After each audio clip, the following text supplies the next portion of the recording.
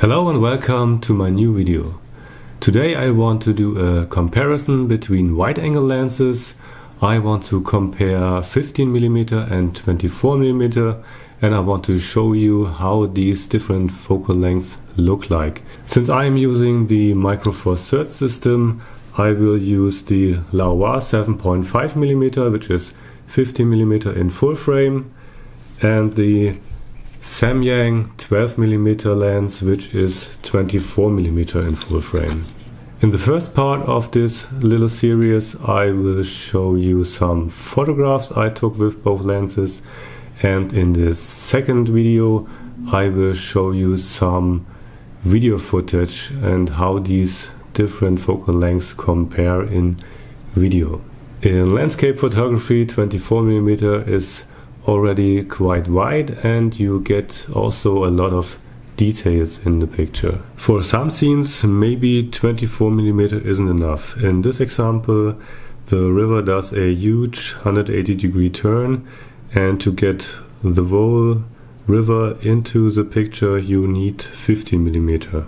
Of course you don't get so much details in the picture because all objects are way smaller than with 24mm. If you own only a 24mm lens, you could do a panorama from 3 to 5 shots in this example. If you're shooting landscape with people in front of the camera, 24mm is probably the better choice. In this example I'm standing about 5 meters away from the camera. With 15mm at the same distance from the camera, I'm already quite small. If you want to see more of the person in the picture, you have to move really close to the camera, and then you get a lot of distortion because the subject is at the edge of the frame. For photographing architecture, you may want the widest lens you can get. Here the Bondon School is not surrounded by other buildings, so it's not so difficult to get the whole building in the frame. If you are taking photographs in the city, you may not have enough room, and so you need an ultra wide angle lens. Next up we go indoors. This is a photo of a classroom in the Bondon School building I showed you before, and here you can really see the difference between 24mm and 15mm because you can't move further back. In this room you have to use the widest lens you can get.